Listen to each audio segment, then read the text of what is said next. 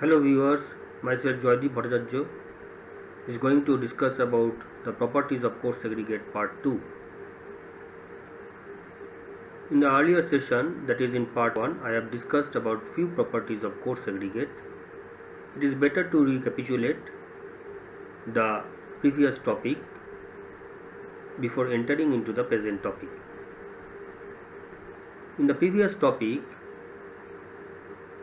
the properties of coarse aggregate what I have discussed are source shape, size, surface texture, specific gravity and bulk density. Source of coarse aggregate. According to the source, the coarse aggregate is divided into two groups, natural coarse aggregate and artificial coarse aggregate. Natural coarse aggregate is further divided into three groups, igneous, metamorphic and sedimentary origin. In nature, igneous type of coarse aggregate is widely found. Shape of coarse aggregate. The shape of coarse aggregate influences the properties of fresh concrete more rather than the properties of hardened concrete.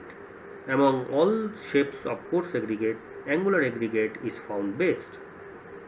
Size of coarse aggregate. Larger size of coarse aggregate increases the workability and it reduces cement content, water requirement, drying sinkage. But the compressive strength of the concrete is reduced as the size of coarse aggregate is bigger.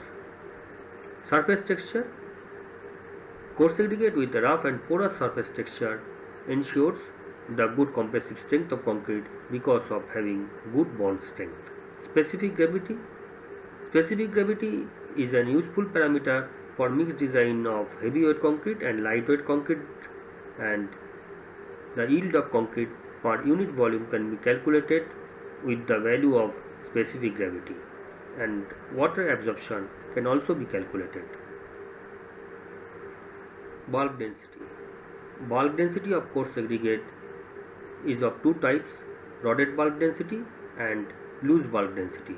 Roded bulk density is used to calculate mass of aggregate per unit volume of concrete, whereas loose bulk density is used to determine the percentage of voids in coarse aggregate. Now I am going to discuss about other properties of coarse aggregate.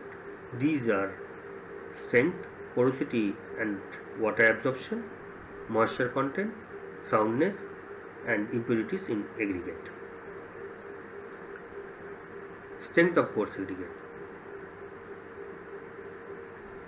Strength of coarse aggregate can influence the strength of concrete. The strength of coarse aggregate can be judged by three tests. These are aggregate crushing value test, aggregate impact value test, 10% fines value test.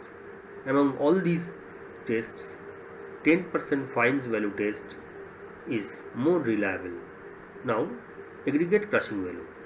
It measures the resistance to crushing under a gradually applied compressive load. Lower crushing value is preferred because it gives longer life to the road. Aggregate impact value. It measures the resistance to sudden impact or shock. That is, it measures the toughness of coarse aggregate. Higher impact value is preferred particularly for road pavement. If the crushing value is more than 30% for the concrete used as wearing surface and more than 45% for non-wearing surface of concrete, then 10% fines value test is performed. Los Angeles abrasion test is performed to measure the hardness of coarse aggregates. Hardness is the resistance to wear. Modulus of elasticity of coarse aggregate influences the modulus of elasticity of concrete, creep and shrinkage of concrete. Strong and hard coarse aggregate is generally not desirable because it causes the crack in the surrounding cement paste. Therefore, the moderate strength and moderate modulus of elasticity of coarse aggregate are usually preferred to preserve the durability of concrete. Now, porosity and water absorption. Pores are formed in coarse aggregate during its formation by means of air entrapping in the coarse aggregate or by means of the decomposition of organic materials in the coarse aggregate. The porosity of coarse aggregate may vary from 0 to 20%.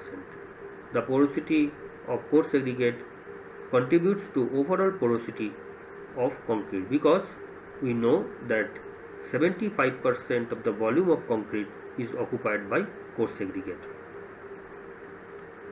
The porosity and water absorption of coarse aggregate affect the following. Pores in coarse aggregate are the reservoir of moisture. Therefore, it influences the water cement ratio and hence it influences the workability of concrete. Durability of concrete is also affected when the concrete is subjected to freezing and thawing, when the concrete is exposed to chemically aggressive liquid. The porous aggregate has poor resistance to abrasion, therefore the porosity and water absorption of coarse aggregate affects the resistance to abrasion. The specific gravity of aggregate is also affected by the porosity and water absorption of coarse aggregate. The porous coarse aggregate is having the low specific gravity. The percentage of water absorbed by coarse aggregate when immersed in water for 24 hours is termed as water absorption of coarse aggregate. The water absorption of coarse aggregate may vary from 0.5 to 1% by weight of coarse aggregate. Sometimes it may go up to 4%, which has been found in the coarse aggregate originated from the Deccan Trap area of Maharashtra. Water absorption of coarse aggregate is an important parameter for mixed design of concrete. The method of determining water absorption of coarse aggregate is described in IS 2386 1963 part 3. Now the moisture content in coarse aggregate. Water absorption represents the water content in coarse aggregate in saturated surface dry condition, and the moisture content is the water in excess of that. If we see the figures given here, then the aggregate can be classified into 4 states according to the moisture content: oven dry or bone dry condition, air dry condition, saturated surface dry condition, and wet aggregate. Oven dry condition, that is, there is no moisture or water in the aggregate, surface is dry, also the pores are completely empty. This is the oven dry condition. It is generally achieved by drying the coarse aggregate in an oven at 105 degrees centigrade for 24 hours.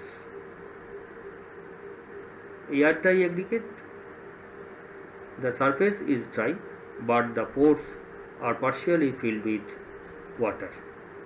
Saturated surface dry condition, that is, surface is dry, that is, there is no water film on the surface of aggregate but the pores are filled with water or the saturated with water. Now wet aggregate, the pores are filled or saturated with water with a thin water film around the particle. Oven dry and saturated surface dry corresponds to specific moisture content, and either of these states can be used as reference state for calculating the moisture content. SSD is the best choice as a reference state.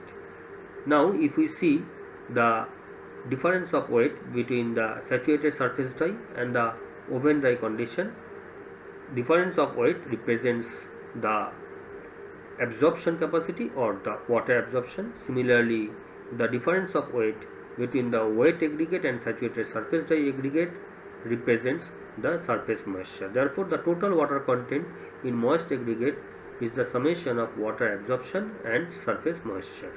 Surface moisture adds water to the concrete with aggregate. Therefore, The water cement ratio is to be adjusted according to the surface moisture.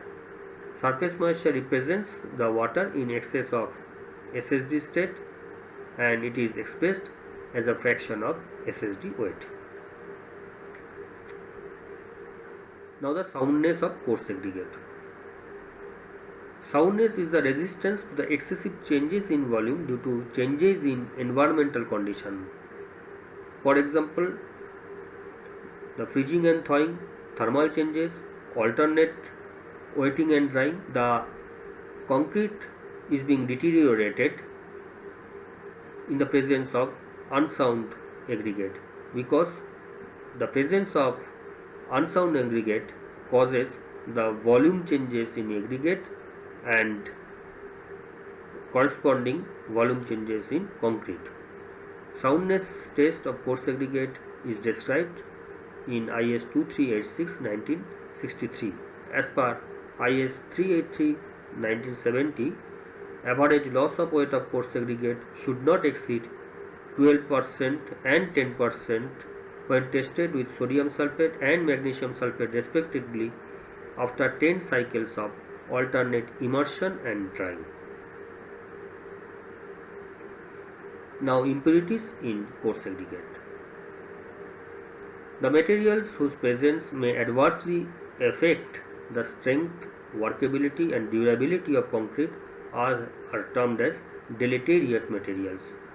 From this term deleterious, we can say all these materials are harmful materials to the concrete. Based on their action, the deleterious substances can be divided into three broad categories: impurities, coating and unsound particles. Impurities interfere the hydration process of cement. Coating prevents the development of good bond between the aggregate and cement paste. Unsound particles cause damage to the concrete when it is subjected to alternate freezing and thawing or drying and wetting. Impurities are generally organic matters, decayed vegetable matters, humus, etc. Coating are clay, silt or crusher dust, which may be present as surface coating. Unsound particles are weak and cause chemical reaction between aggregate and cement paste.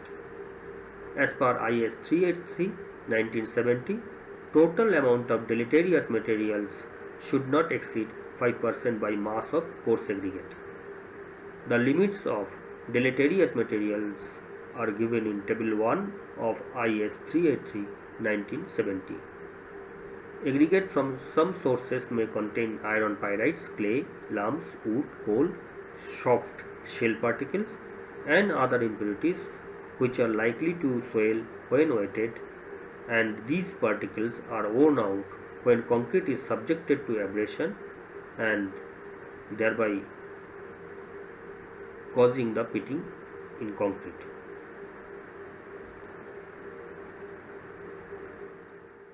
Now the references are given here for part 1 and part 2. You may go through all these codes and books and the websites also for detailed study. Thank you.